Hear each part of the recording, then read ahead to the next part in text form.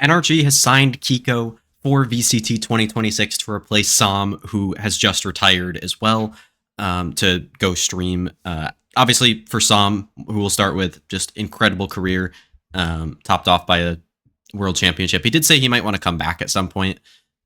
I don't know how realistic that is, just because I don't know if there's going to be a slot for him when he decides to come back, probably in a year, maybe two. I don't know if there's necessarily going to be a slot, but there could be, depending.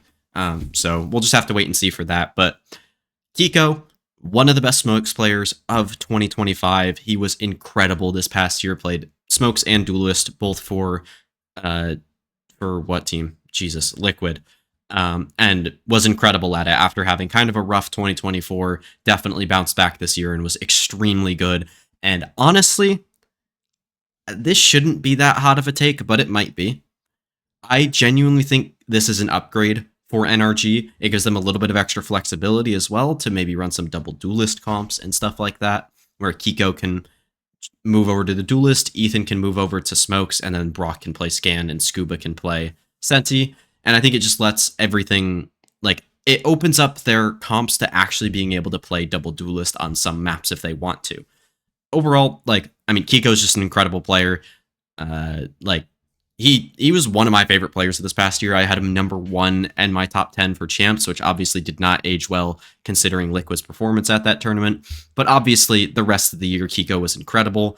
And I think his big struggle was in the big moments and kind of being able to come up clutch for his team in the bigger tournaments. And I think being on this NRG team with all the vibes that they have, with Mata, Scuba, Brock, Ethan, all those guys, obviously Sam was the main factor in that, and that might be a big downgrade going from Sam to Keiko in that sense. But I think in the sense of Sam to Keiko just in server, that'll be an upgrade. And I think the rest of the guys can kind of learn from Sam and do more in the vibe sense and kind of bring Keiko up and set him up to succeed for this team. But obviously a big loss for Liquid as well. He was arguably their best player last year, and having to replace him going into next year is not going to be great. So they're in a bit of a rough spot, but overall, I'm interested to see who they end up getting.